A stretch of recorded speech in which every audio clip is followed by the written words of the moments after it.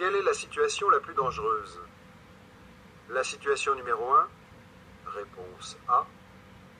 La situation numéro 2, réponse B.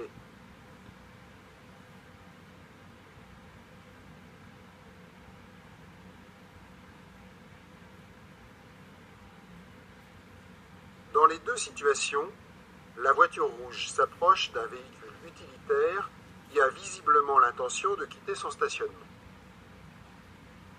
Dans la situation numéro 2, le clignotant gauche et les feux stop de l'utilitaire sont allumés.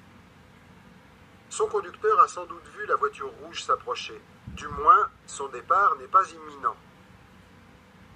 Dans la situation numéro 1, seul le clignotant est allumé.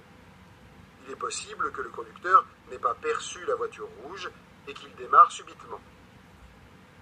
La situation la plus dangereuse est la numéro 1. Mettre le pied sur le frein et se préparer à klaxonner sont deux actions de sécurité dans ce cas. Réponse A. J'ai perdu une de mes lentilles. Je peux continuer ma route avec mes lunettes de secours. Réponse A. Avec des lunettes de soleil non correctrices. Réponse B. Sans lentilles ni lunettes. Réponse C.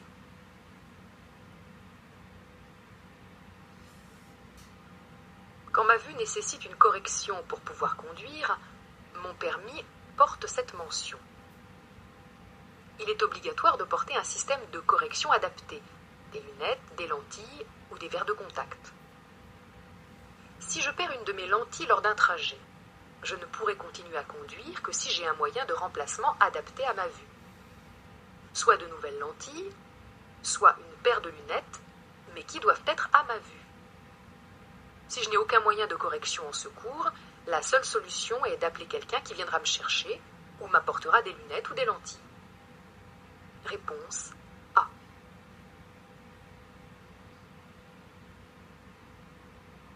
La vitesse est limitée à 30 km/h. Si je continue tout droit, oui, réponse A. Non, réponse B. Si je tourne à droite, oui, réponse C. Non, réponse D.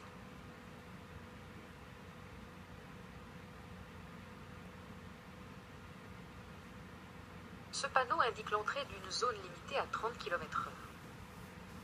C'est un espace où la vie locale est importante, ce qui signifie que la présence d'usagers vulnérables, tels que les piétons ou les deux roues, est forte.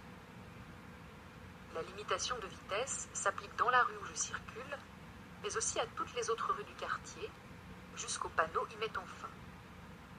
Elle favorise le partage de la rue entre tous les usagers. Réponse A et C.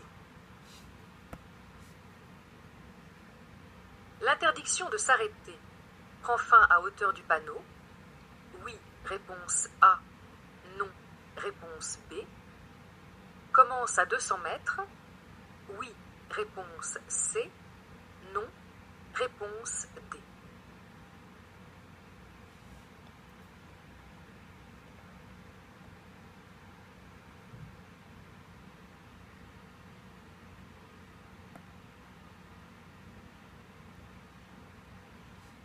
Ce panneau interdit le simple arrêt, a fortiori le stationnement.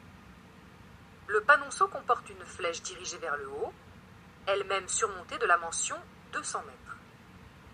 Cela signifie que l'interdiction commence à hauteur du panneau et qu'elle s'étend sur 200 mètres. Réponse B et D.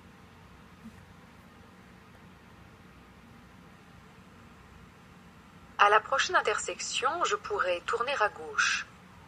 Oui, réponse A. Non, réponse B.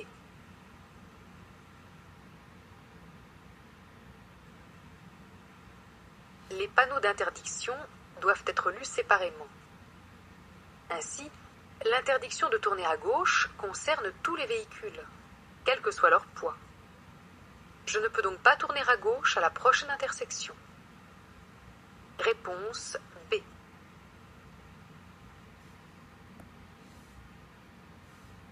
Utiliser la climatisation de manière la plus écologique, c'est régler la température intérieure, 4 à 5 degrés de moins qu'à l'extérieur, Réponse A. 6 à 10 degrés de moins qu'à l'extérieur. Réponse B.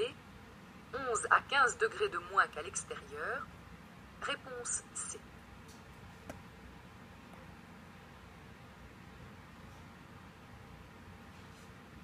La climatisation est un élément de confort, mais aussi de sécurité dans les véhicules. Il faut toutefois savoir que celle-ci est gourmande en énergie, donc en carburant.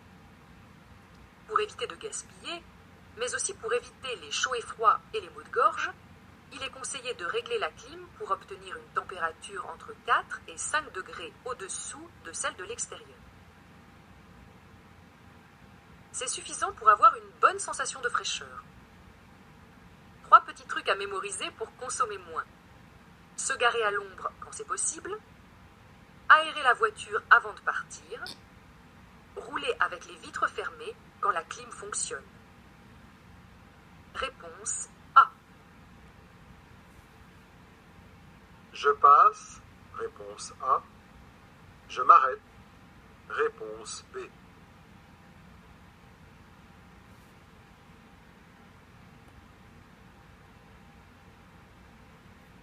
Je suis en ville sur un grand axe à sens unique. La circulation est dense. Le feu vient de passer au jaune. Le jaune annonce le passage au rouge. Une voiture me suit de près, mais je suis encore assez loin du feu pour m'arrêter sans avoir à freiner violemment. Réponse B. La limitation de vitesse concerne les usagers roulant dans la voie de droite, réponse A, dans la voie du milieu, réponse B, dans la voie de gauche, réponse C.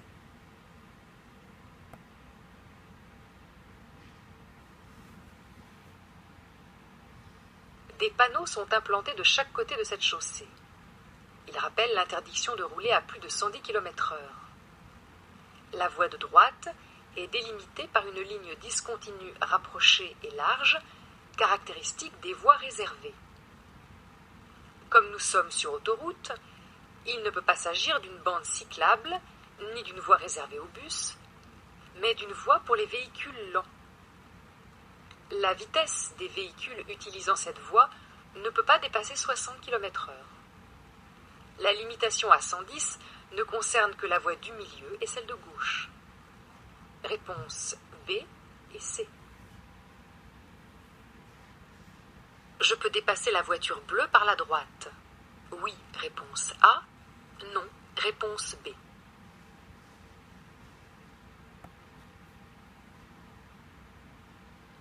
Cette voiture a indiqué avec le clignotant son intention de tourner à gauche.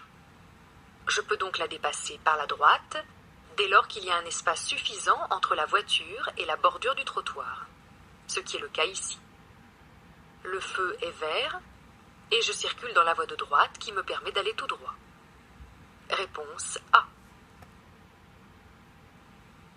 La signalisation m'oblige à tourner à gauche. Oui, réponse A. Non, réponse B.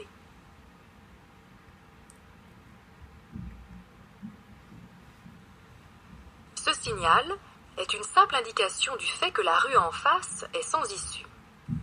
Cette indication me permet de savoir que si je m'engage tout droit, je serai obligé de faire demi-tour pour ressortir. Ce sont les panneaux d'obligation ou d'interdiction qui imposent quelque chose. Je peux en effet tourner à gauche, mais rien ne m'interdit d'aller tout droit. Réponse B. Si je conduis pendant une suspension de permis, mon véhicule sera immobilisé. Oui, réponse A. Non, réponse B. Confisqué. Oui, réponse C. Non, réponse D.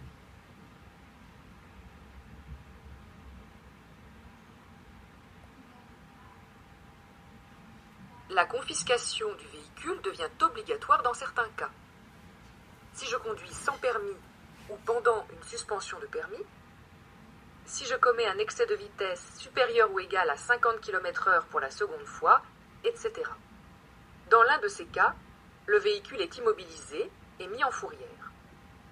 Toutefois, si le conducteur n'est pas le propriétaire de la voiture, celle-ci sera restituée à son propriétaire. Réponse A et C. La cause de mon ralentissement est la présence d'ouvriers? Oui, réponse A. Non, réponse B. La présence des engins de chantier? Oui, réponse C. Non, réponse D.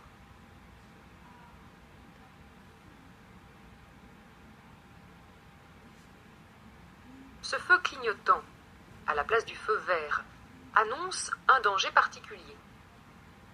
Ici, il s'agit évidemment de travaux sur la chaussée. Dans cette situation, il faut absolument ralentir dans la mesure où il y a des gravillons sur la route, où des engins de chantier manœuvrent anormalement sur la route, et essentiellement parce que des ouvriers se déplacent eux aussi sur le chantier. Réponse A et C. La circulation est bloquée. J'allume les feux de détresse. Réponse A. J'avance jusqu'à la camionnette. Réponse B. Je laisse tourner cette voiture. Réponse C.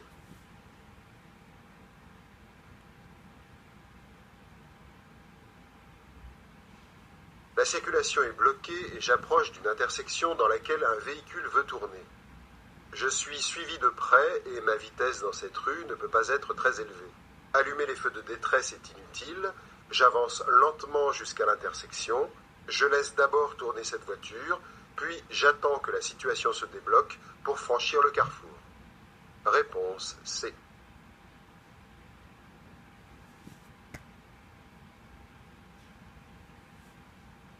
Je passe avant la caravane?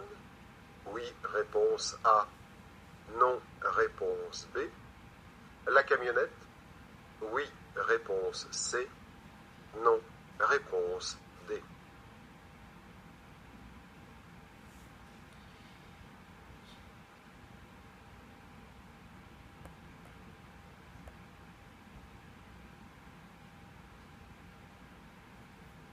La situation est complexe.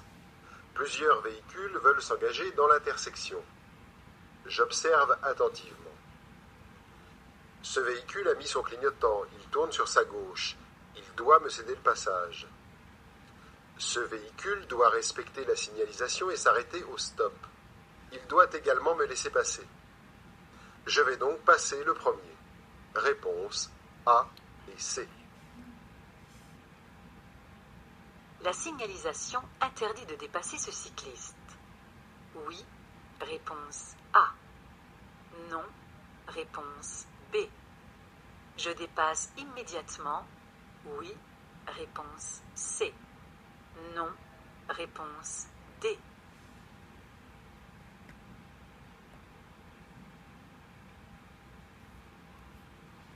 Dorénavant, la réglementation autorise le chevauchement d'une ligne blanche pour dépasser un cycliste, mais à condition que la visibilité soit suffisante. Et malheureusement, ce n'est pas le cas ici. Je patiente quelques instants derrière le cycliste. La visibilité sera meilleure après ce sommet de côte. Réponse B et D.